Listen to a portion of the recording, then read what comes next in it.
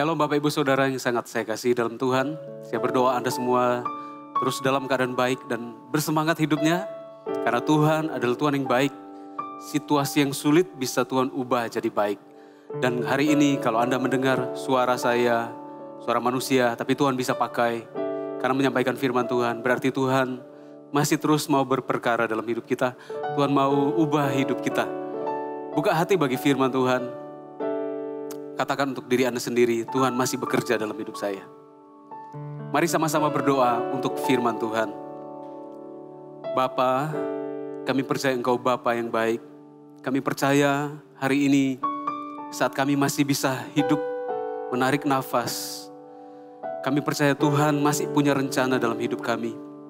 Ajar kami untuk percaya, melampaui segala keterbatasan kami. Biarlah kami memandang kepada Bapa. Bapa, lakukanlah kehendak-Mu dalam hidup kami. Melalui firman-Mu, kuatkan kami. Kami buka hati kami untuk firman Tuhan masuk dan mengambil alih. Baik segala sesuatunya, semua planning kami ke depan. Biarlah rencana Tuhan saja yang terjadi. Urapi pemberitaan firman Tuhan, kami buka telinga hati kami dan iman kami. Di dalam nama Yesus Kristus Tuhan. Haleluya. Amin. Buka bersama firman Tuhan, Yosua pasal 4 ayat 1 sampai 9. Saya bacakan untuk setiap Anda dengarkan dengan seksama. Yosua 4 ayat 1 sampai 9. Setelah seluruh bangsa menyeberangi sungai Yordan, Tuhan berkata kepada Yosua, pilihlah 12 orang, satu orang dari setiap suku, perintahkanlah kepada mereka demikian, ambil 12 batu dari sini di tengah-tengah sungai Yordan, di tempat para imam menjejakkan kakinya. Bawalah ke seberang dan letakkan di tempatmu tinggal bermalam-malam ini. Oleh karena itu Yosua memanggil ke-12 orang yang disiapkannya dari orang-orang Israel itu, satu orang dari setiap suku. Yosua pun berkata kepada mereka, menyeberanglah ke tengah-tengah sungai Yordan, ke hadapan tabut perjanjian Tuhan Allahmu. Ambil masing-masing sebuah batu ke atas bahumu, sejumlah suku-suku orang Israel. Supaya hal itu menjadi tanda di tengah-tengah kamu. Sehingga ketika anak-anakmu nanti bertanya, apakah artinya batu-batu ini? Jawablah demikian kepada mereka, bahwa air sungai Yordan terputus di hadapan tabut perjanjian Tuhan. Ketika tabut itu menyeberangi sungai Yordan, air sungai Yordan terputus. Lalu batu-batu itu akan menjadi tanda peringatan bagi orang-orang Israel sampai selamanya. Orang-orang Israel pun mematuhi Yosua. Mereka mengambil 12 batu dari tengah-tengah sungai Yordan, menurut jumlah suku Israel sesuai dengan perintah Tuhan kepada Yosua. Lalu orang itu pun membawanya menyeberang ke tempat mereka bermalam dan diletakkan di situ. Yosua juga meletakkan 12 batu di tengah-tengah sungai Yordan di tempat para imam menjejakkan kakinya ketika mengangkat tabut perjanjian. Batu-batu itu tetap ada di sana sampai sekarang. Saya akan menyampaikan perenungan firman Tuhan dalam khotbah berseri. Dan ini adalah khotbah yang pertama sebagai pembukaan bagi setiap kita supaya kita mengerti alurnya. Awalnya kita harus mengerti. Saya akan membahas mengenai 12 batu peringatan. Katakan 12 batu peringatan. Makna dari cerita ini ditulis di Alkitab Kejadiannya supaya kita ini mengerti mengambil makna rohaninya. Ternyata semua yang ada di Alkitab itu ada meaningnya secara rohani yang kita bisa renungkan sekalipun firman Tuhan itu terjadi atau ditulis lama ribuan tahun sebelumnya. Tetapi karena firman Tuhan itu kekal tetap berbicara kepada kita sampai hari ini. Nah, beberapa waktu yang lalu saya ini melihat sebuah video yang sangat menginspirasi saya. Saya melihat sebuah video pendek mengenai seorang ayah yang dia sedang bermain bersama dengan keluarganya di sebuah taman bersama dengan anak dan cucunya. Mereka berkumpul sekelompok orang. Ini di negara bagian di Amerika. Lalu ketika bermain-main, tiba-tiba ada sebuah kendaraan datang mendekat dan berhenti dan parkir gak jauh dari bapak ini. Bapak ini sangat mengenal, sangat tahu suara dari mobil jenis begini. Suaranya sudah sangat melekat di hati dan pikirannya. Dan ketika bapak ini kaget karena ada mobil datang, dia melihat, dia juga kaget melihat mobil itu. Mobil itu rasanya familiar sekali. Ternyata mobil itu adalah mobil dari bapak ini yang dia jual 20 tahun yang lalu. Dan semua orang sudah melupakannya, termasuk bapak ini juga sudah gak ingat-ingat lagi, sudah dijual 20 tahun yang lalu. Tapi ternyata waktu lihat mobil ini, bapak ini bisa terharu. Dia memegang dadanya dan berkata, "Oh my God, OMG." Dia merasa ini sesuatu yang aneh terjadi. Kenapa mobil 20 tahun yang lalu bisa muncul di dekatnya? Nah, ternyata anak-anaknya ini sengaja mencari mobil ini. Mereka melacaknya melalui internet. Mereka cari tahu di berbagai negara bagian di Amerika. Sampai mereka menemukannya. Memang beberapa onderdilnya udah diganti karena mobil tua. Tapi sudah diubah sedemikian rupa. Mobilnya tetap bisa jalan, mesinnya bagus. Karena mereka cinta kepada papanya. Mereka menghadiahkan mobil itu kembali kepada orang tuanya. Nah, dengan melihat mobil itu saja mampu membawa kenangan yang indah kembali. Padahal sudah terjadi. Mungkin ya memang tidak diceritakan di video itu, tapi mungkin ketika bapak ini melihat mobil itu, dia ingat bahwa mobil itu adalah hasil dari menabung sekian tahun. Kerja sampai lembur, kalau bisa tidak beli apa-apa, karena ingin punya mobil. Jadi dengan melihat mobil itu, dia bisa teringat kembali bahwa mobil itu adalah hasil dari perjuangannya. Melihat mobil benda mati bisa mengembalikan kenangan bahwa itu adalah hasil jerih lelahnya. Ada banyak keringat yang dicurahkan untuk dapat beli mobil ini. Hanya dengan melihat mobil, seseorang itu bisa menitikan air mata. Dan bapak ini memang menangis, bergetar dan dipegangin sama anaknya. Dia nangis terharu. Dia bisa menyentuh kembali bodi mobil itu. Bukan mobilnya sih, tapi kenangan yang ada di benda itu. Bukan soal mobil, tapi soal apa yang terjadi dengan mobil itu. Apa yang terjadi di masa lampau dengan mobil itu. Mobil itu mungkin adalah mobil di mana dia mengajak pacarnya pergi jalan-jalan. Mungkin lalu propose atau melamar. Jadi dengan mobil itu ada banyak kisah terjadi ya. Mobil itu adalah simbol perjuangan. Ketika melihat benda itu seolah-olah bercerita kembali akan masa lalu. Bagaimana dia berjuang dan berhasil. Tuhan juga suka sekali rindu agar kita ini mengingat kebaikan-kebaikan Tuhan. Oleh karena itu Tuhan minta supaya orang Israel setelah mengalami mujizat dan menyeberangi sungai Yordan. Tuhan berkata, ambil 12 batu. Setiap orang dari setiap suku mewakili. Ambil batu dari tengah-tengah sungai Yordan. Angkat satu batu dan letakkan di satu tempat. Tumpukkan di situ. Dan supaya batu itu menjadi batu peringatan. Supaya setiap kali kalian melihat batu itu, kalian ingat bahwa Tuhan pernah menolong kalian. Seperti Bapak ini melihat benda saja bisa mengembalikan ingatan-ingatan akan perjuangan, akan air mata, akan mujizat mungkin yang Tuhan pernah tolong dia di masa lalu. Demikian juga ketika kita melihat 12 batu. 12 batu itu kita nggak tahu ada di mana sekarang. Memang ada situsnya, ada beberapa orang mengunjungi di dalam perjalanan rohani ke Israel dan mereka berkata di tempat inilah ada 12 batu itu, kira-kira di area ini. Nah, kita memang sudah nggak lihat 12 batu itu. Tetapi secara rohani, Tuhan mau kita ini mengingat kebaikan Tuhan yang telah Tuhan lakukan di masa lalu. Ada banyak di antara kita hari ini yang Tuhan pernah menolong Anda. Saya percaya Anda dengar ini dan itu Anda. Ada banyak di antara Anda yang sebenarnya dulu ya sudah mau mati. Anda ada di rancang kematian. Anda sakit tertentu, mengalami sakit dan itu sakit yang keras. Dan gak ada yang bisa menyembuhkan. Anda udah pasrah, mungkin Tuhan sudah mau panggil. Di tengah-tengah nafas 1-2 kali narik nafas itu, tiba-tiba Tuhan sembuhkan Anda. Hari ini Anda masih sehat. Itu adalah bongkahan batu, satu batu. Yang kalau kita lihat itu menjadi seperti batu peringatan.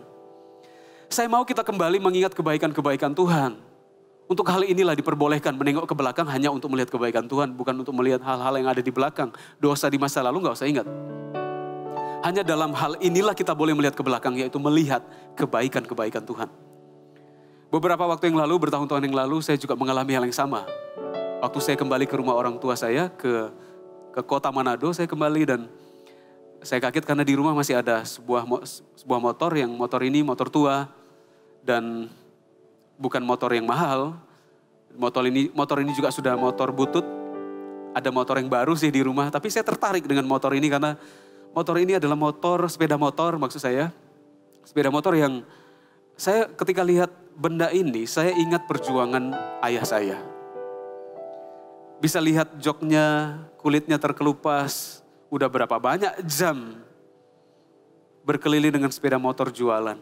Dengan benda ini, keluarga saya bisa makan. Saya sampai terharu melihat motor ini, berkata kepada ayah saya, waktu itu masih hidup, saya berkata, "Pak, kalau bisa nggak usah jual motor ini jadi kenangan." Karena dengan sepeda motor ini saya tahu keringat ayah saya. Saya bisa teringat perjuangannya setiap hari, jualan dan bekerja demi supaya keluarga itu bisa survive. Hanya dengan melihat sepeda motor, saya bisa mengingat perjuangan untuk saya lebih menghargai keluarga saya. Tuhan rindu dalam kehidupan kita sehari-hari. Di akhir zaman ini, kita rajin-rajin ingat kebaikan Tuhan. Dulu Tuhan pernah menolong seseorang di antara Anda. Tuhan rindu umatnya itu gak lupa kebaikannya. 12 batu peringatan menceritakan betapa baiknya Tuhan itu. Nah, waktu kita kembali ke pembacaan firman Tuhan. Yang kita baca tadi, Tuhan itu menyuruh orang Israel setelah menyeberangi sungai Yordan, masing-masing ambil batu lalu diletakkan di tempat mereka bermalam. Yosua kemudian memerintahkan untuk menentukan satu orang di setiap suku, 12 orang mereka mengambil batu. Yosua menentukan orangnya. Jadi setiap orang yang mendengarkan, setiap pribadi yang cinta Tuhan, anak-anak Tuhan, setiap orang itu punya batu kesaksian. Setiap orang gak boleh bawa batu orang lain. Masing-masing bawa batunya sendiri. Apa arti batu-batu ini? Ayat 7 berkata, batu-batu ini akan menjadi tanda peringatan bagi orang-orang Israel sampai selama-lamanya. Dalam terjemahan yang lain, versi mudah dibaca, Alkitab ayat 7 berkata, batu-batu ini menolong orang Israel mengingat kejadian itu selama-lamanya. Dengan melihat batu itu, orang Israel dibantu mengingat kebaikan-kebaikan Tuhan. Versi bahasa Inggrisnya berkata, "These stones will be a sign for the children of Israel, keeping it in their memory forever." Supaya orang Israel itu tetap menjaganya dalam pikirannya. Supaya orang Israel tetap mengingat kebaikan-kebaikan Tuhan. 12 batu ini adalah peringatan betapa baiknya Tuhan itu menolong orang Israel. Setiap kali orang Israel lihat batu itu, mereka mengingat kembali Tuhan pernah tolong mereka menyeberangi sungai Yordan. Tuhan memerintahkan orang Israel mengingat dengan sengaja, mengingat perbuatan-perbuatan Tuhan. Nah, firman Tuhan ini masih relevan sampai sekarang. Perintah yang sama datang kepada gerejanya, kepada jemaat Tuhan. Kita harus senantiasa dengan sengaja mengulang-ulang dalam pikiran dan hati kita bahwa Tuhan telah berbuat baik kepada kita anak-anaknya. Mereka menyeberangi sungai Yordan adalah mujizat kebaikan Tuhan. Nah, saya yakin setiap kita juga punya mujizat-mujizat dari Tuhan. Yang pernah Tuhan lakukan, pertolongan di masa lampau yang harus menjadi batu peringatan kepada kita. Saat kita berjalan mengiring Tuhan, kita melihat ke belakang, kita melihat pertolongan-pertolongan Tuhan. Saya sangat yakin setiap kita punya cerita kebaikan Tuhan. Di waktu-waktu yang khusus. Memang Tuhan itu baik. Setiap hari firman Tuhan berkata, tak berkesudahan kasih setia Tuhan, tak habis-habisnya rahmatnya. Tetapi ada kejadian-kejadian tertentu yang sangat unik. Yang Tuhan lakukan, yang itu menonjol. Dan itu seperti batu-batu yang kita harus tumpukan kembali untuk memperkuat iman kita kepada Tuhan. Ada momen-momen pertolongan Tuhan di waktu lampau. Yang jika itu ditumpukkan, semua bisa menjadi monumen. Monumen atasnya kita bisa berkata betapa baiknya Tuhan itu. Jadi ada rentetan kejadian yang Tuhan menolong Anda di masa lalu. Yang kita bisa lihat kembali. Saya percaya ada di antara Anda hari ini yang diselamatkan oleh Tuhan pernah mengalami mungkin kecelakaan. Ada beberapa orang yang bertemu dengan saya, mereka mengalami kecelakaan. Mereka bahkan masih ada bekas operasinya. Itu kalau dilihat kejadiannya, kalau diceritakan itu luar biasa. Itu kejadian maut yang luar biasa. Tabrakan, mobilnya hancur. Kalau dilihat kecepatannya, bodi mobilnya bisa rengsek sedemikian rupa. Tapi Anda tetap hidup sampai hari ini. Itu kebaikan Tuhan. Tuhan belum izinkan Anda kembali. Ada banyak kejadian supranatural yang terjadi di hidup Anda. Mungkin ada beberapa orang di antara Anda hari ini. Kalau Anda bisa flashback Dulu Anda mengalami kebangkrutan yang luar biasa. Dulu Anda mengalami sesuatu yang sulit luar biasa. Di mana gak ada satu orang pun bisa menolong Anda dalam hal keuangan. Gak ada yang bisa percaya Anda. Tiba-tiba dalam keadaan tertekan demikian, Tuhan bisa buat mujizat dalam hidupmu. Tuhan bisa buat sesuatu berkarya dalam hidupmu. Hari ini Anda bahkan sudah dipulihkan. Bahkan keadaan Anda lebih baik. Anda bisa tolong orang lain dengan keuangan Anda. Ada beberapa orang di antara kita hari ini yang pernah diselamatkan oleh Tuhan. Oleh karena di masa lampau Anda pernah berpikiran mau bunuh diri. Sudahlah, saya mau bunuh diri saja. Tapi kasih karunia datang kepada Anda, menolong Anda di masa sukar. Mungkin hubungan Anda hancur, mungkin Anda ditinggalkan seseorang yang Anda kasih. Dengan sengaja orang itu meninggalkan, atau mungkin Anda ditinggalkan oleh pasangan karena Tuhan panggil dia kembali. Anda merasa terpuruk. Saya kenal seseorang yang pernah mau bunuh diri. Oleh karena tekanan pekerjaan, mau ditangkap polisi, dikejar-kejar dan segala macam. Dan dia mau mengakhiri hidupnya. Tapi hari ini bahkan menjadi seorang yang melayani di gereja. Semua hutangnya dilunasi, pekerjaannya baik. Itu adalah batu-batu kenangan, batu-batu peringatan yang kita harus tumpuk dengan iman. Setiap kali kita mau menyerah, kita ingat dan lihat batu itu dan kita berkata, Tuhan telah berbuat baik kepada saya di masa lampau. Berarti Tuhan masih terus berkarya dalam hidup saya. Ayat firman Tuhan berkata, di dalam pemazmur, dalam bahasa Inggris berkata, Mazmur 132. Oh my soul, bless God. Don't forget a single blessing. Jangan lupa satu berkatnya tuh jangan lupa. Karena daging kita ini, Bapak Ibu Saudara, bisa lupa kebaikan-kebaikan Tuhan. Kadang-kadang Tuhan tidak jawab doa kita satu saja. Karena Tuhan merasa belum waktunya atau nanti. Atau Tuhan berkata itu gak baik untuk kita. Seperti papa yang menolak permintaan anaknya. Kita merasa Tuhan gak sayang kita. Lupakah kita kebaikan-kebaikan Tuhan di masa yang lampau? Nah, apa manfaat daripada mengingat kebaikan Tuhan? Mengapa sih Tuhan itu menyuruh kita melihat kembali batu-batu kesaksian di hidup kita? Seperti orang Israel yang Tuhan minta untuk mengingat kebaikannya. Menyusun batu jadi batu peringatan. Yang saya temukan adalah keuntungan kalau kita itu mengingat-ingat kebaikan Tuhan itu yang pertama, bahwa kita yakin bahwa tidak ada yang mustahil bagi orang yang percaya.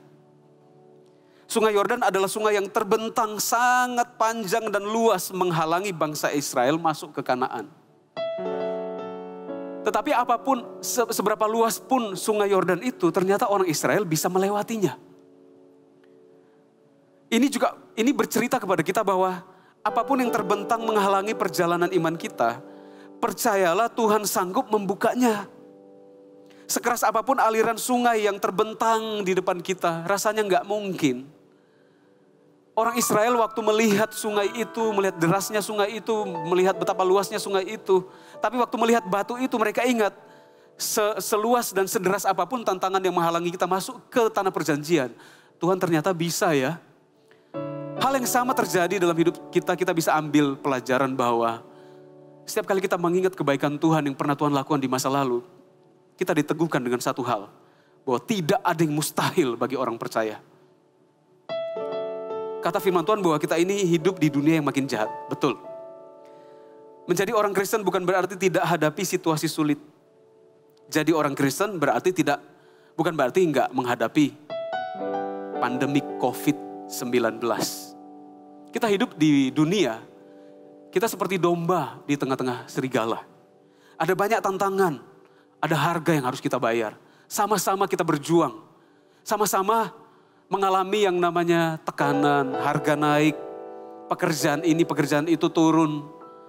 Tapi yang membedakan adalah Tuhan itu menyertai kita. Setiap kali kita melihat tantangan, lalu ke hati kita mulai lemah, kita lihat kembali ke belakang dan lihat bahwa Tuhan pernah tolong saya dulu.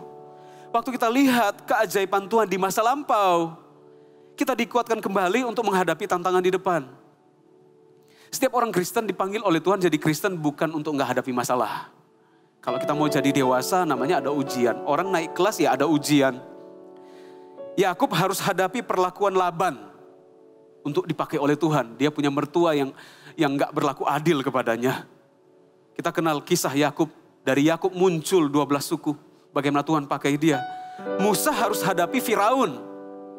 Hari ini sebagai orang dipakai Tuhan, kita mungkin menghadapi orang-orang yang tingkah lakunya seperti Firaun. Ngomong begini, iya, tolong doakan saya supaya tulah ini pergi. Setelah Musa berdoa, tulahnya pergi. Tuhan dengarkan doa Musa. Firaun tetap melanjutkan kejahatannya. Tetapi seorang Musa sedemikian dipakai Tuhan. Tuhan mengizinkan menghadapi yang namanya Firaun. Di hari ini kita menghadapi yang namanya Firaun. Daud sedemikian terkenal dipakai Tuhan. Ya dia harus hadapi Goliat. Kita mau dipakai Tuhan. Kita harus menghadapi, ada banyak tantangan di depan. Tapi kita yakin, tidak ada yang mustahil bagi orang percaya. Setiap kali kita melihat ke belakang dan lihat pertolongan Tuhan, ada sebuah kalimat yang diteguhkan dalam hati, dalam pikiran kita membara. Tidak ada yang mustahil bagi orang percaya. Kita mau melakukan ini, tapi bisa nggak ya? Tantangannya besar sekali. Tapi kita sudah mendoakannya. Tidak ada yang mustahil bagi orang percaya. Memampukan kita untuk maju terus bersama dengan Tuhan. Saat kita dengan sengaja melatih diri kita melihat batu-batu kesaksian di hidup kita, maka kita akan dikuatkan oleh Tuhan.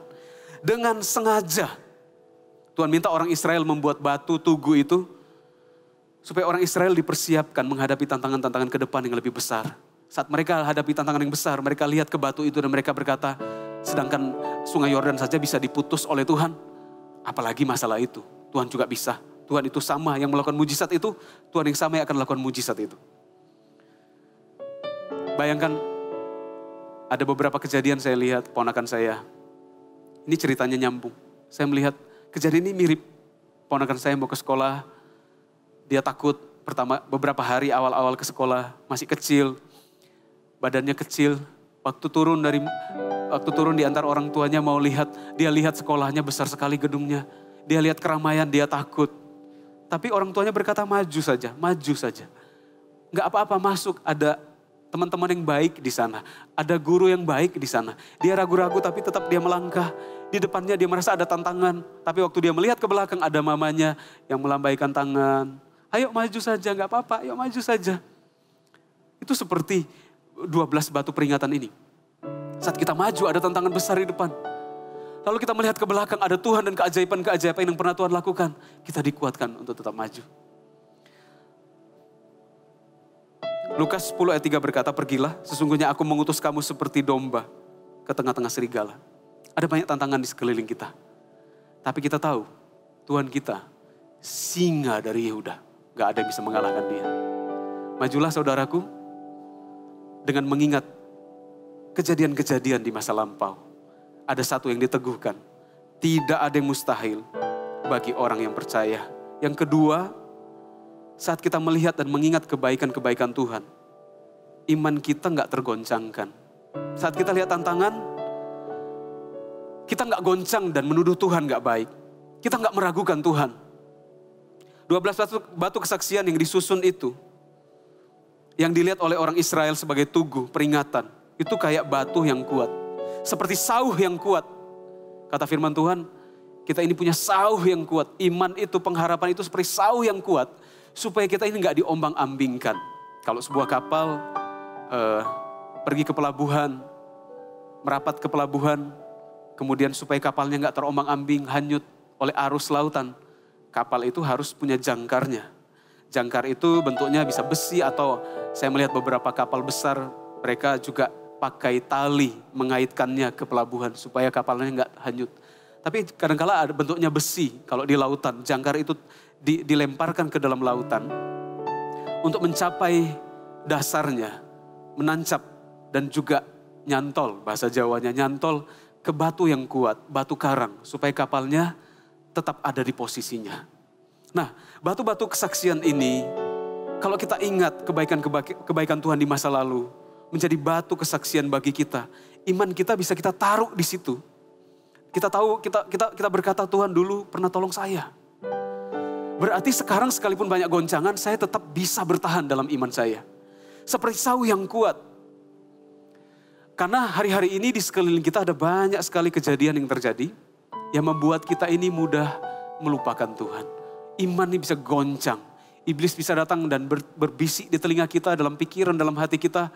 Bukankah kamu orang Kristen? Bukankah kamu percaya kepada Tuhan yang Maha Kuasa? Mana jawaban Tuhan bagimu hari ini? Orang lain dia tolong kamu kok enggak? Setiap kali iblis berteriak dalam pikiran kita, dalam telinga kita, dia berbisik atau berteriak. Kita berkata, kita gantungkan iman kita kepada Tuhan kembali. Kita mengingat, ganti semua pikiran itu. Kita berkata, dulu Tuhan pernah tolong saya. Berarti Tuhan belum selesai. Memang hari ini belum dijawab. Tapi dulu Tuhan pernah berbuat baik kepada saya. Dan Tuhan yang berbuat baik itu adalah Tuhan yang juga akan menyelesaikan. Yang penting saya bergantung kepadanya. Jadi tujuan daripada melihat batu-batu itu, kesaksian dalam hidup kita. Perbuatan-perbuatan baik Tuhan di masa lalu. Membuat kita, iman kita nggak goncang. Nah, saya jelaskan. Wahyu 12 ayat 11 berkata begini. Dan mereka mengalahkan dia oleh darah anak domba dan oleh perkataan kesaksian mereka. Karena mereka tidak mengasihi nyawa mereka sampai ke dalam maut. Ayat ini menjelaskan bahwa darah anak domba, darah Tuhan Yesus, Yesus itu anak domba, seperti menjadi anak domba yang disembeli, disalib. Kalau zaman dulu untuk orang itu beribadah harus bawa persembahan, domba disembeli sebagai korban penghapus salah. Tapi di perjanjian baru Yesus menjadi anak domba, sekali berkorban untuk seluruh umat manusia. Harusnya kita yang dihukum, tapi Yesus yang menerima hukuman, dia harus digantung, disembeli dalam tanda kutip. Yesus mati tergantung. Nah, dengan kuasa darah Kristus, hari ini kita juga mengalahkan roh jahat. Tapi ayat ini mengatakan bahwa mereka mengalahkan dia oleh darah anak domba dan oleh perkataan kesaksian. Seolah-olah darah Yesus nggak cukup ya, harus ada kesaksian. Darah Yesuslah satu-satunya yang mencukupkan kita bisa menang dalam dunia ini dan juga bisa masuk ke sorga. Tapi di sini dikatakan dan oleh perkataan kesaksian. Apakah darah Yesus kurang? Enggak. Maksud di sini ayat ini adalah kita ini butuh memperkatakan perkataan kesaksian. Karena daging ini bisa lupa kebaikan Tuhan. Dengan kita bersaksi kita diingatkan kebaikan Tuhan. Dengan kita bersaksi orang lain bisa diinspirasi. Kesaksian demi kesaksian harus keluar dari mulut anak Tuhan. Bukan hanya untuk orang lain tapi juga untuk diri sendiri. Jadi kita ini dimerdekakan oleh darah Kristus. Tapi dari darah Kristus itu kita harus praktekkan. Kesaksian-kesaksian itu harus diucapkan. Tuhan itu baik, dulu Tuhan pernah berbuat baik kepada saya. Dulu Tuhan pernah menolong saya. Dulu Tuhan pernah menyembuhkan saya. Dulu anak saya ditolong oleh Tuhan. Dulu perekonomian saya ditolong oleh Tuhan. Ingat terus itu semua karena kesaksian itu mengalahkan roh jahat. Sehingga iman kita tidak tergoncangkan. Setiap hari kita berdiri dalam posisi harus mempertanggungjawabkan iman kita kepada semua orang di sekeliling kita. Seperti Yesus yang digantung di kayu salib. Ketika Yesus digantung di kayu salib, orang-orang di bawahnya berkata, ayo turun. Supaya kalau kamu turun, kami bisa percaya kepadamu. Setiap hari orang-orang itu mengelilingi kita dan berkata, kamu kan Kristen. Mana jawaban doanya? Mana katanya Tuhanmu berkuasa? Perkataan itu bertubi-tubi ada di sekeliling kita. Tapi iman kita gak boleh goncang dan jatuh. Kita harus melihat kepada Yesus yang terus memberi dirinya. Rela memberikan dirinya di salib. Dan dengan pengorbanannya kita harus bersaksi. Ternyata kesaksian itu mengubah pikiran. Membuang semua mentalitas merasa bahwa Tuhan sudah meninggalkan. Kita menghadapi tantangan setiap hari. Pantaskah kita meragukan Tuhan yang digantung di kayu salib itu? Hanya karena 1-2 hal, seolah-olah pergumulan kita, seolah-olah Tuhan belum jawab. Masa akan karena 2 hal itu, 1 hal itu, 3 hal itu. Kita berkata kepada Yesus, kita seperti menuduh Yesus yang digantung di kayu salib. Dan kita berkata, mana kasih-Mu? Kita jangan seperti orang-orang Farisi. Tua-tua yang berkata kepada dia yang berlumuran darah, mana kasih-Mu? Bukankah itu kasihnya? Apakah Bapa yang memberikan Yesus disalib tidak cukup mengasihi kita? Jangan sampai iman kita goncang. Oleh karena itu Tuhan suruh kita seperti orang Israel bangun 12 batu. Tumpukan supaya kamu ingat Tuhan pernah menolongmu. Supaya imanmu jangan lemah. Hari ini Tuhan juga berbicara kepada kita. Bangkit, cungkil kembali mungkin batu-batu yang sudah terkubur itu. Batu-batu, ingatan-ingatan yang mulai kita lupakan. Minta Roh Kudus mengingatkan dulu Tuhan pernah tolong ini, pernah tolong ini, pernah tolong ini. Kita kumpulkan jadi satu, jadi batu peringatan supaya kita ini menambatkan iman kita, kapal kita. Dengan jangkar yang kuat di batu karang yang teguh. Siapa? Yesus, batu karang yang teguh. Yang ketiga, supaya kita ini manfaat daripada mengingat kebaikan Tuhan. manfaat daripada melihat tugu pertolongan Tuhan itu adalah supaya terjadi proses regenerasi, pemuritan. Setiap kali kita melihat pertolongan Tuhan, kita bisa cerita kepada orang lain. Tahu nggak, Tuhan pernah tolong saya. Dulu Tuhan pernah tolong saya. Sampai hari ini pun Tuhan tolong saya. Bahkan ada ayatnya, sampai di sini Tuhan telah menolong kita. Sampai di sini Tuhan menolong kita. Orang Israel ketika berperang, ketika mereka mengalami kemenangan, sampai di sini Tuhan tolong kita. Demikian juga kita, waktu kita belajar bersaksi, waktu kita melihat kebaikan-kebaikan Tuhan, kita mengucapkannya kepada orang lain, dan terjadi proses regenerasi iman. Kita bisa cerita kepada anak-anak kita, generasi anak muda. Yang tua cerita, papa mama cerita bagaimana Tuhan tolong Anda. Yang sudah lebih dulu mengalami kebaikan Tuhan, cerita kepada jiwa baru. Bagaimana Anda ditolong oleh Tuhan dari kematian, dari narkoba, dari mau bunuh diri, dari perasaan sendirian. Cerita kepada mereka bahwa Tuhan telah memampukan engkau. Dulu nggak mampu, tapi Tuhan mampukan. Hari ini engkau telah dimampukan untuk memampukan orang lain. Cerita kebaikan Tuhan. Jadi ketika orang Israel telah menumpuk batu itu, Tuhan berkata, kalau nanti anak-anak kamu tanya, apa arti batu itu? Kamu harus cerita. Jadi ini makna rohaninya.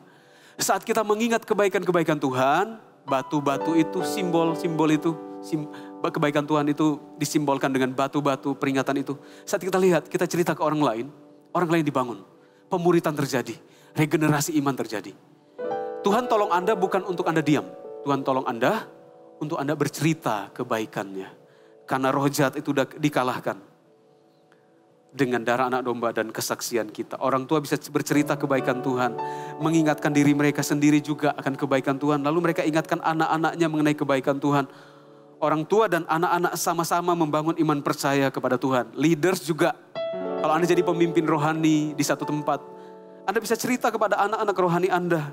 Gembala kepada jemaat. Connect group. Pemimpinnya cerita kebaikan Tuhan kepada semua membernya. Coach kepada TL kepada coach kepada CGL, dan sebagainya. Kesimpulan dari semua adalah, mari kita mengingat kebaikan Tuhan. Mari kita belajar bersaksi apa yang Tuhan sudah lakukan dalam hidup kita. Apapun yang Anda alami hari ini, buka hati, inilah firman Tuhan. Tuhan menyuruh, meminta kepada kita. Ini perintah, kata Tuhan. Tuhan memerintahkan kepada Yosua. Hari ini saya pakai firman Tuhan, pinjam firman Tuhan. Saya berkata, bukan saya berfirman, saya menyampaikan apa yang Tuhan sampaikan. Melalui firman Tuhan saya berkata, ingat kembali kebaikan-kebaikan Tuhan di masa lampau. Biarkan itu menguatkan hatimu untuk percaya bahwa Tuhan masih berkarya dalam hidupmu. Dan hari ini kita punya batu yang kepadanya kita bisa melihat dengan seluruh keberadaan kita. Sebuah batu namanya batu yang pernah dibuang orang. Batu yang pernah dilupakan orang. Batu yang dianggap gak berharga. Namanya Tuhan Yesus Kristus. Dia batu karang yang teguh.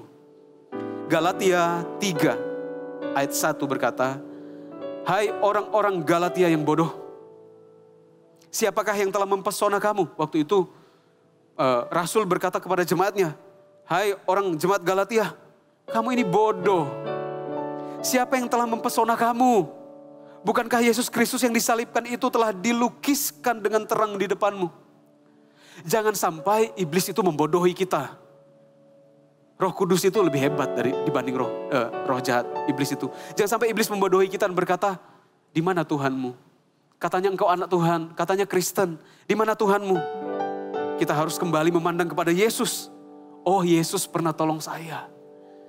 Yesus itu adalah batu penjuru, batu yang kuat yang pernah dibuang orang. Tapi saya bisa memandang kepadanya.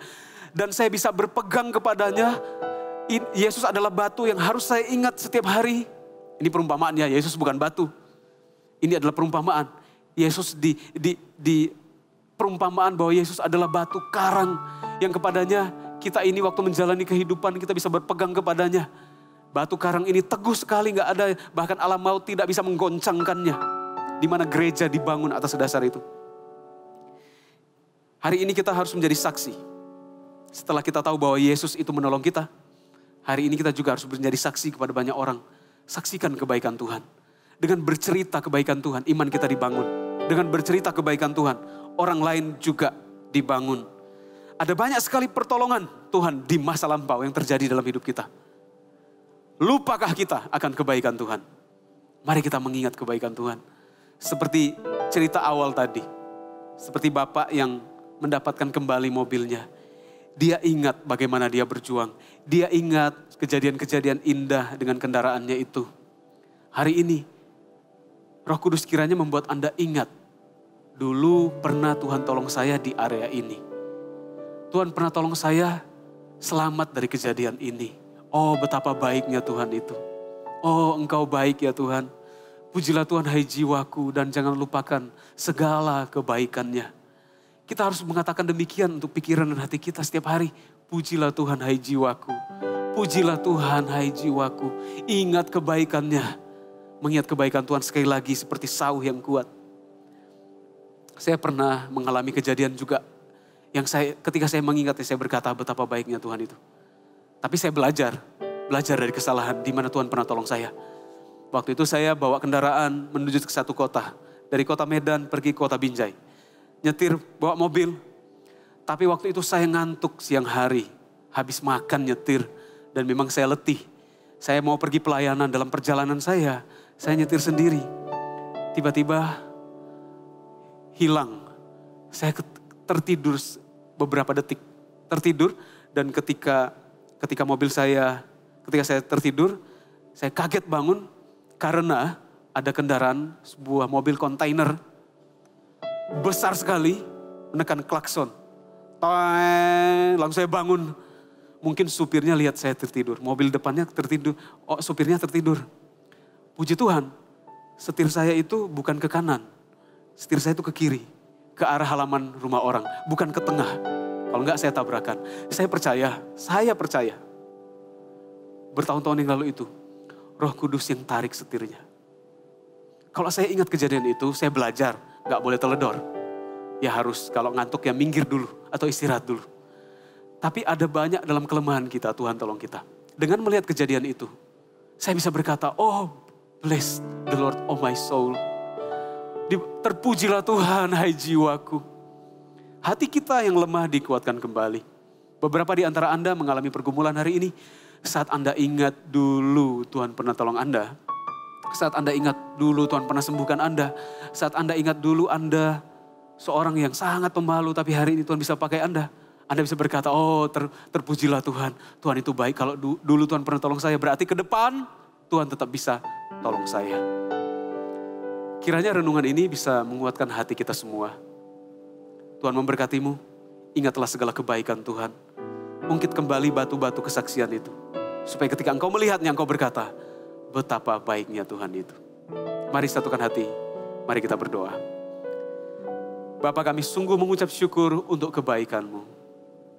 Memori kebaikan Tuhan, kami tumpukan kembali menjadi batu kesaksian seperti 12 batu peringatan yang Tuhan minta orang Israel tumpuk. Hari ini kami melakukan hal yang sama, yaitu kami menumpuk kembali kebaikan-kebaikan Tuhan dalam pikiran dan hati kami. Supaya kami jangan menyerah, supaya iman kami jangan goyah. Tuhan berkatilah setiap umat-Mu. Siapa saja yang mendengarkan, siapa saja yang mendengarkan firman ini. Kiranya Roh Kudus dengan kuasa yang tak terbatas mencungkil kembali satu batu kesaksian di hidupnya. Tiba-tiba dia ingat, orang ini ingat kebaikan Tuhan. Supaya hatinya dimantapkan dan dia bisa maju dan gak menyerah. Tuhan, meteraikanlah firman-Mu. Tolong kami 2021 maju terus bersama dengan Tuhan. Di dalam nama Yesus Kristus. Haleluya. Amin. God bless you.